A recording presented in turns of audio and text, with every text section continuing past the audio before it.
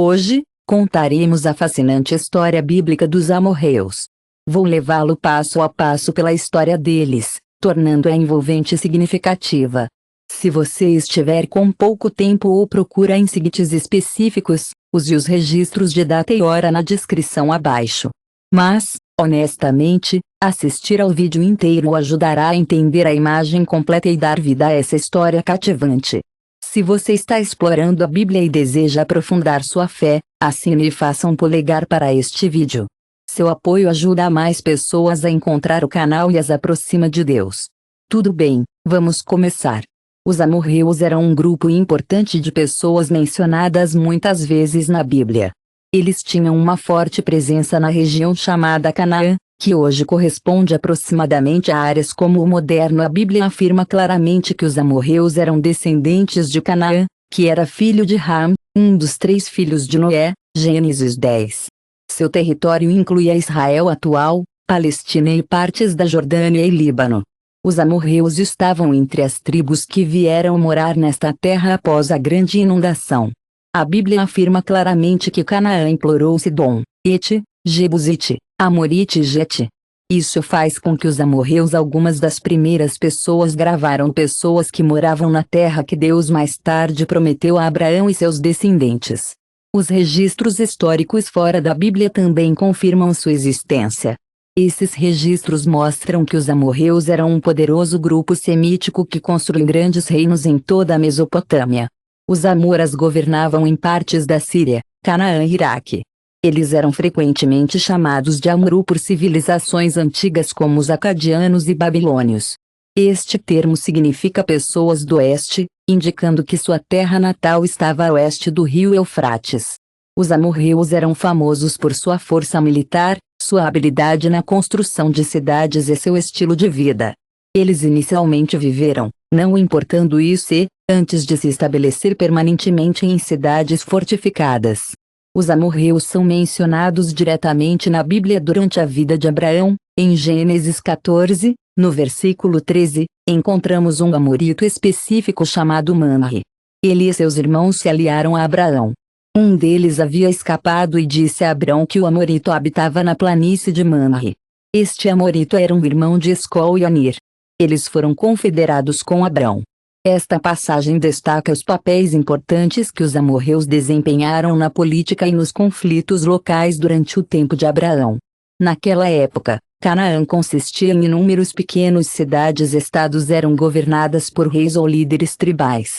Quando o lote do sobrinho de Abraão foi capturado durante um conflito envolvendo 9 reis, Abraão se voltou para seus aliados amoritas, Manri e seus irmãos, por ajuda.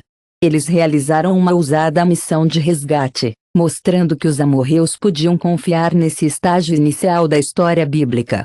Amigos e nem sempre inimigos. A referência bíblica mais significativa aos amorreus vem em Gênesis 15. Deus faz uma promessa a Abraão sobre o futuro de seus descendentes. Deus diz a Abraão que seus filhos viverão como escravos em uma terra estrangeira, o Egito, por 400 anos, mas acabará retornando a Canaã. O motivo dado para esse atraso envolve os amorreus. Na 4ª geração, eles virão aqui novamente, pois a iniquidade dos amorreus ainda não está cheia.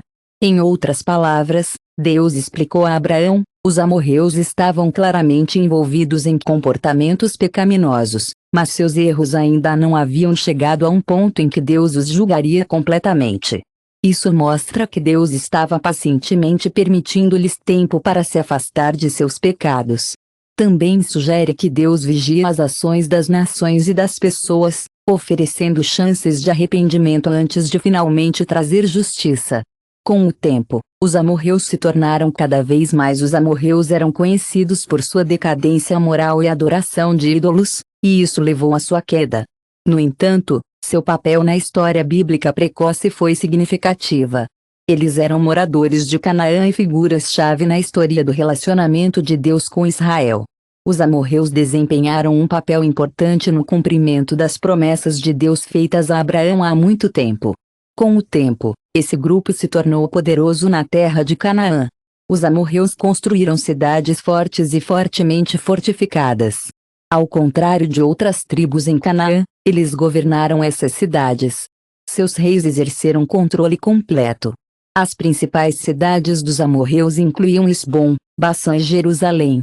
Essas cidades se tornaram centros movimentados de comércio e poder militar. Os amorreus influenciaram bastante a política e a guerra no antigo Mibliste. As cidades mais fortes da região abrigavam um dos reis amoritistas mais conhecidos mencionados na Bíblia, Sion. Sion governou a cidade de Esbom. Ele era um líder poderoso cuja influência se espalhou muito além de seu território imediato. Seus sucessos militares lhe permitiram conquistar vastas terras, moldando significativamente a história da região. Segundo a Bíblia, Sion controlava o comércio importante. Rotas fortaleceram sua economia. Outro poderoso rei amorita era Og, o rei de Bassã.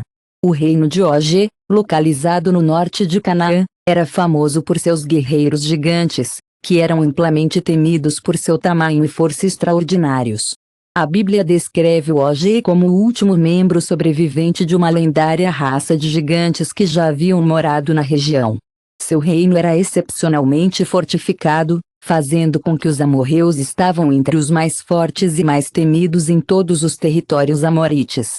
Apesar de sua grande riqueza, poder e influência, os amorreus enfrentaram o julgamento de Deus por causa de sua corrupção moral e adoração de ídolos.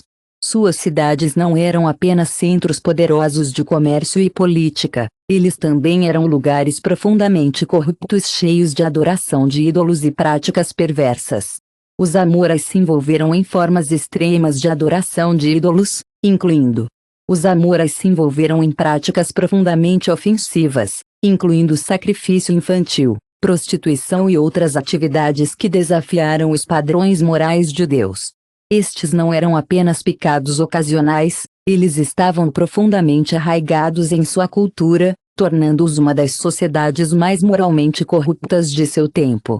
No entanto, Deus demonstrou imensa paciência e misericórdia em relação aos amorreus. Ele não os destruiu imediatamente, mas deu-lhes centenas de anos para se arrepender e reformar. Conforme registrado em Gênesis 15, Deus deixou claro a Abraão que estava esperando que os amorreus atinjam a máxima extensão de seus pecados.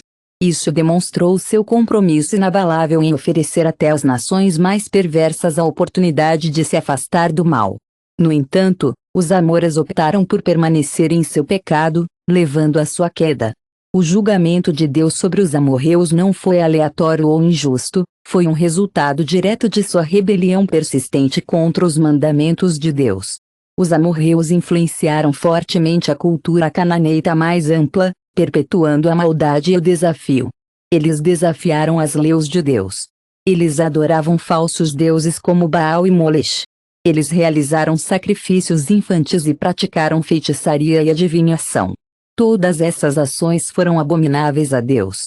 Por fim, as profecias dadas a Abraão se tornaram realidade quando Deus entregou a terra dos amorreus ao povo escolhido, os israelitas. Esse julgamento não era simplesmente sobre a conquista de terras. Tratava-se de limpar a região de maldade severa. Os amorreus encheram a terra com práticas detestáveis a Deus. Chegou a hora de enfrentar a justiça divina. Os amorreus já foram conhecidos por suas poderosas cidades e reis poderosos. No entanto, sua força logo desapareceu e sua derrota se tornou uma lição para as gerações futuras.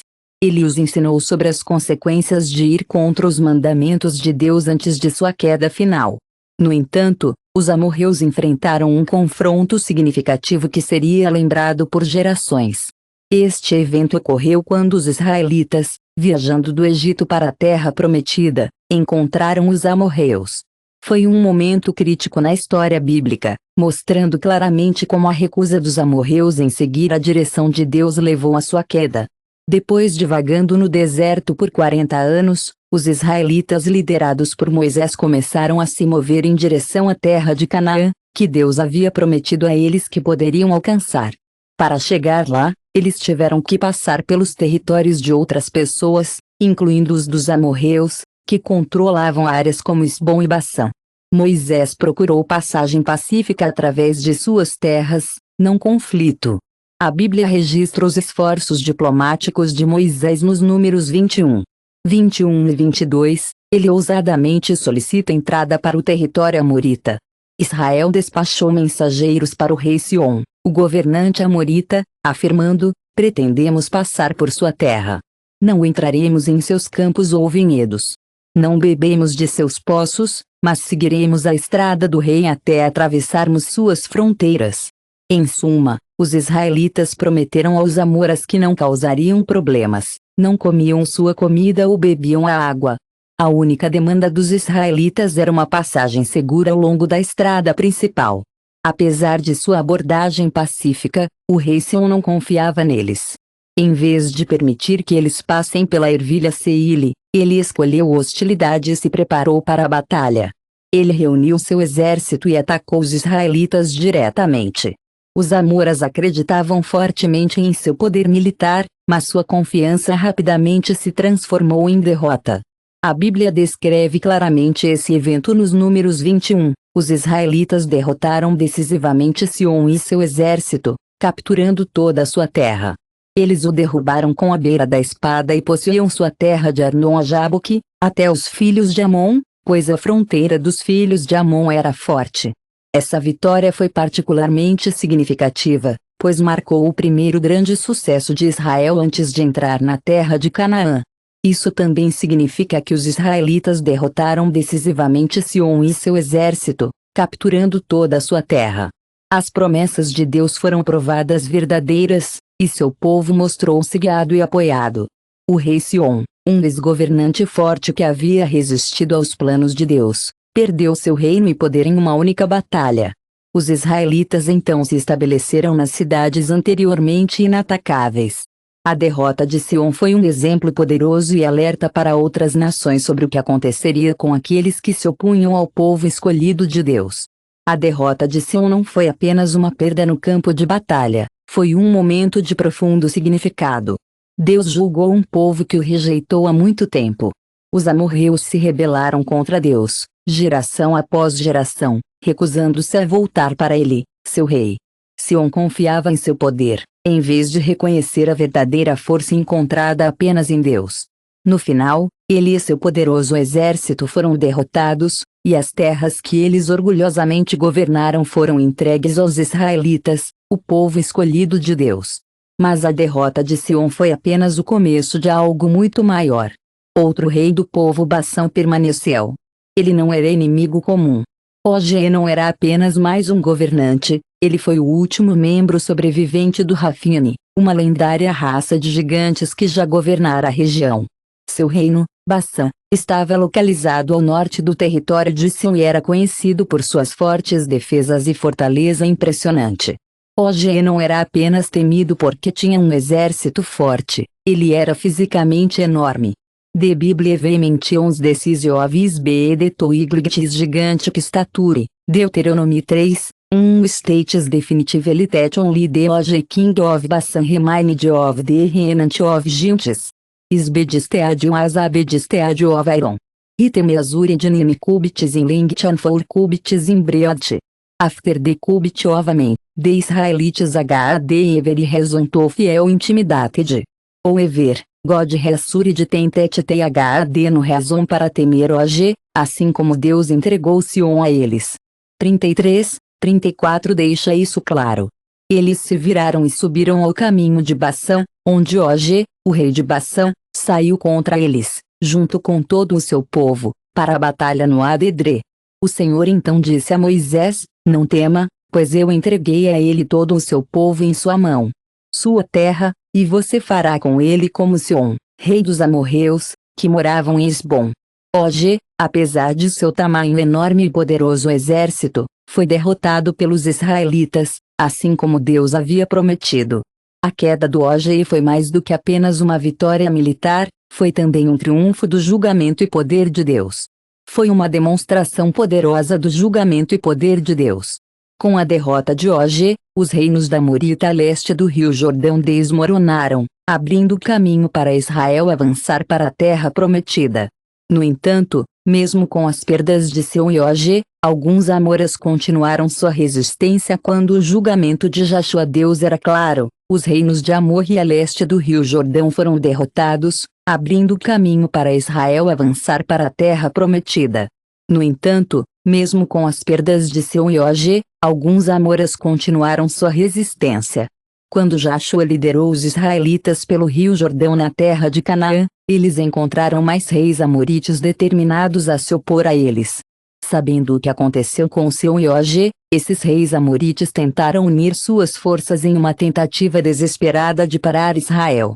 Josué 10. 5 descreve como os 5 reis amoritos de Jerusalém, Hebron, Jate, Lis e Eglã uniram forças.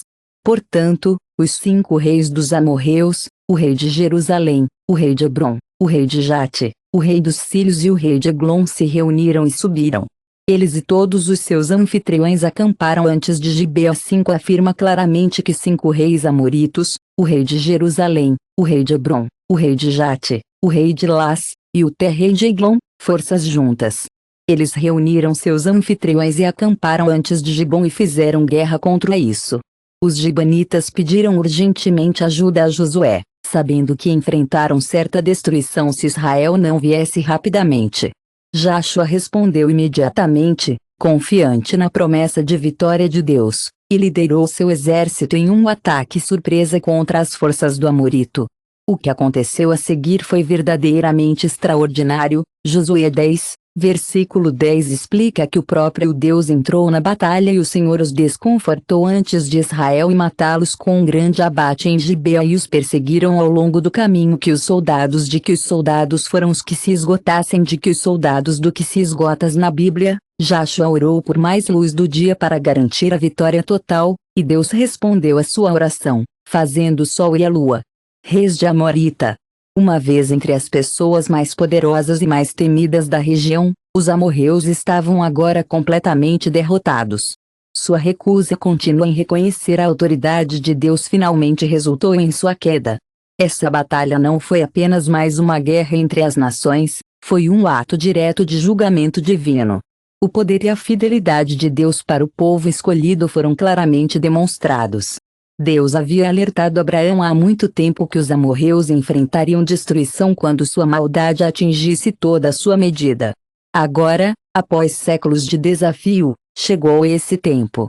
Seus pecados, rebelião e oposição a Israel selaram seu destino. O filho ficou parado, recusando-se a dar a eles a chance de se arrepender. Ele garantiu que o julgamento deles estivesse completo. Deus havia alertado Abraão há muito tempo que os amorreus enfrentariam destruição quando sua maldade atingisse toda a sua medida. Agora, após séculos de desafio, chegou esse tempo. Seus pecados, rebelião e oposição a Israel selaram seu destino. O filho ficou parado, para não dar a eles a chance de se arrepender, mas para garantir que seu julgamento estivesse completo. No entanto, mesmo depois que seus exércitos foram derrotados, o julgamento não foi totalmente realizado. Os 5 reis amoritos que haviam se unido contra Israel em uma tentativa desesperada de manter seu poder conseguiram escapar do campo de batalha. Em vez de lutar ao lado de seu povo até o fim, eles fugiram e se esconderam dentro de uma caverna em Macada, na esperança de escapar da ira de Israel. Mas eles não podiam se esconder do plano de Deus, conforme declarado em Josué 10, aos 17 a 18 anos, o esconderijo do inimigo foi exposto, e Joshua deu uma ordem clara aos seus homens, rolam grandes pedras na boca da caverna e o estabeleceram para mantê-los, vedando a entrada. Joshua garantiu que eles não pudessem escapar. Em vez de lidar com eles imediatamente, ele permaneceu focado na missão maior, eliminando as forças do Amorre. Somente depois que o inimigo foi totalmente moderado, ele retornou a Macade para enfrentar os 5 reis em um momento dramático registrado em Josué 10. 24 a 24. Josué fez uma declaração poderosa antes que a execução fosse iminente: coloque os pés no pescoço desses reis. Eles se aproximaram e colocaram os pés no pescoço deles.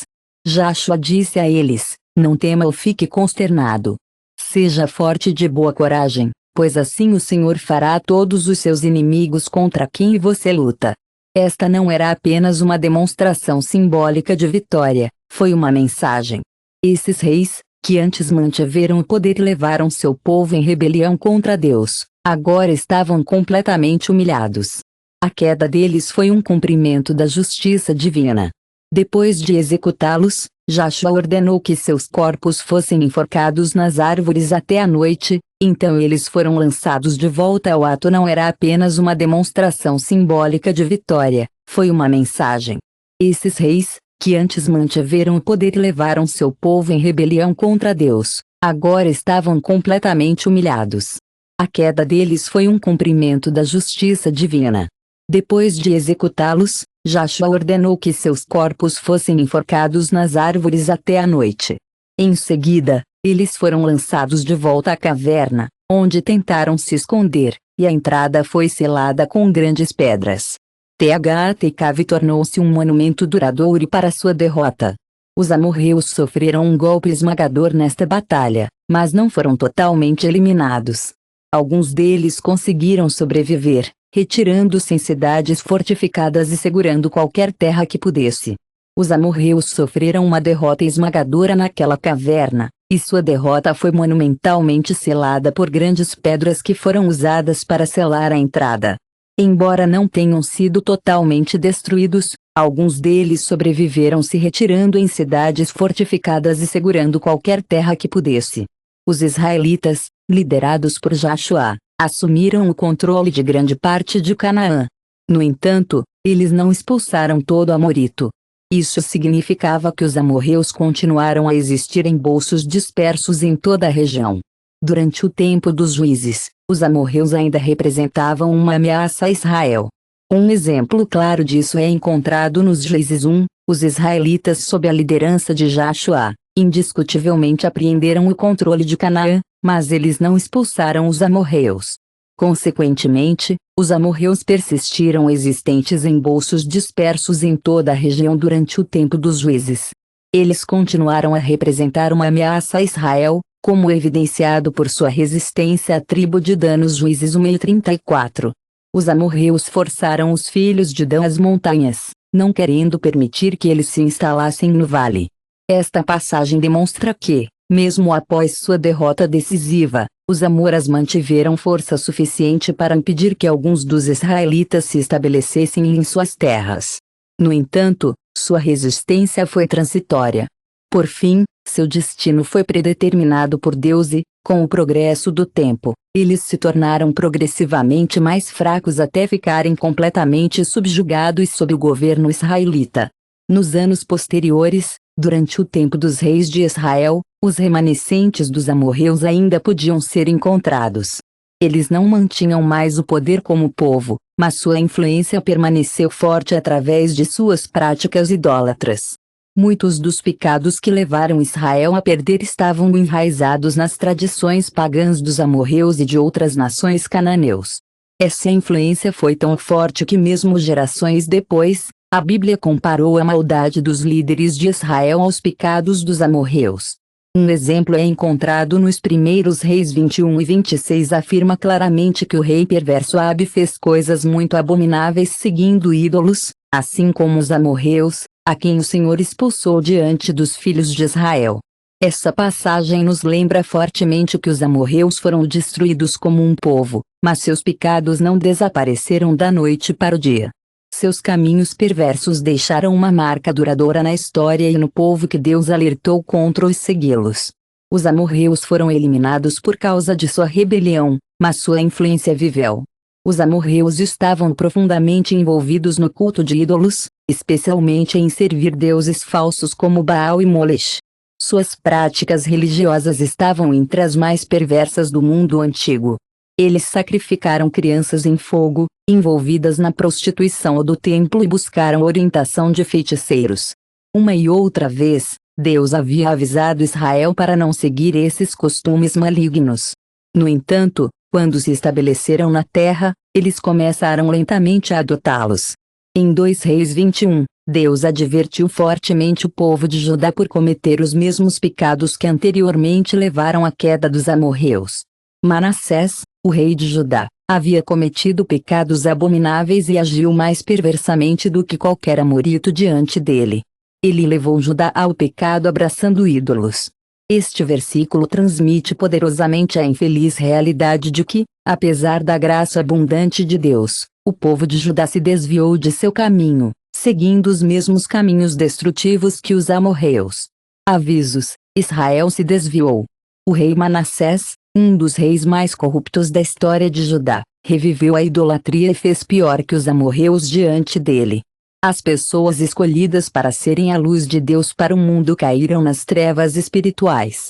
Essa idolatria acabou levando à queda de Israel, assim como Deus havia julgado os amorreus. Da mesma forma, quando Israel seguiu os mesmos modos malignos, Deus deu julgamento a eles. Mais tarde, os babilônios vieram e destruíram Jerusalém, levando os israelitas em cativeiro. Este foi o cumprimento do aviso de Deus de que a terra os amoras teriam contado com a terra e Deus os destruiu. Os israelitas seguiram o exemplo dos amorreus, e Deus os destruiu também. Os babilônios vieram, destruíram Jerusalém e levaram os israelitas em cativeiro. Este foi o castigo de Deus pela idolatria dos israelitas. 9-10. Deus lembrou a Israel de como ele havia derrubado ele poderoso Amoras, ainda destruiu o Amorito diante deles, cuja altura era como a altura dos cedros, e ele era forte como os carvalhos. No entanto, eu destruí o fruto dele de cima e suas raízes por baixo. Este versículo mostra uma imagem clara de quão poderosos os Amoras eram uma vez. Eles eram tão altos quanto os cedros. Deus deixou claro para Israel que ele derrubara os poderosos Amoras e que ele o faria novamente. Os amorreus eram fortes e altos, como os cedros, mas chegaram a sua hora. Deus os destruiu completamente, cortando seu futuro e seu passado. Não importa o quão forte ou profundamente estabelecida uma nação possa parecer, ela não pode enfrentar o julgamento de Deus. Com o passar do tempo, os amorreus desapareceram. Suas cidades foram tomadas, seus exércitos destruídos e seus deuses esquecidos. Ao contrário de Israel, que sobreviveu ao exílio e às dificuldades por causa das promessas de Deus, os amorreus não tinham futuro. A destruição deles foi final. Eles desapareceram da história, servindo como um lembrete permanente do que acontece quando as pessoas rejeitam o único Deus verdadeiro. O que podemos aprender com os amorreus? A história dos amorreus não é apenas um relato antigo, ele carrega lições importantes que ainda são relevantes hoje. Sua ascensão e queda nos mostram verdades claras sobre a justiça de Deus, sua paciência e as consequências do pecado. Primeiro, vemos que, embora Deus seja paciente, seu julgamento é inevitável. Os amorreus não foram destruídos repentinamente em Gênesis 15. A história dos amorreus é mais do que apenas um relato antigo, ele carrega lições importantes que ainda são relevantes hoje. Sua ascensão e queda nos mostram verdades claras sobre a justiça, a paciência e as consequências do pecado. Primeiro, Deus é paciente, mas seu julgamento é inevitável. Os amorreus não foram destruídos repentinamente em Gênesis 15. 16 Deus disse a Abraão que sua iniquidade ainda não estava cheia, o que significa que estava dando-lhes tempo para se afastar de seus caminhos. No entanto, eles não mudaram e, quando o tempo de julgamento finalmente chegou, foi rápido e completo. Este é um aviso para todos: Deus é misericordioso, mas ele não ignorará o pecado para sempre. Segundo, os amorreus nos mostram o perigo de resistir ao plano de Deus quando tiveram a chance de evitar a destruição. Reis como Sion e Og escolheram lutar contra Israel em vez de buscar a paz lá. O orgulho deles os levou direto para a destruição. As pessoas cometem o mesmo erro hoje. Muitos ouvem a verdade da palavra de Deus, mas a rejeitam, pensando que podem enfrentar sua vontade. O destino dos amorreus deixa claro que resistir a Deus só leva ao desastre. A história deles também nos alerta sobre a disseminação do pecado. Os amorreus eram conhecidos por sua maldade, mesmo depois de se foram, sua influência viveu através de suas práticas idólatras. A corrupção de Israel é um exemplo claro de como o pecado pode se enraizar e apodrecer se não for completamente removido.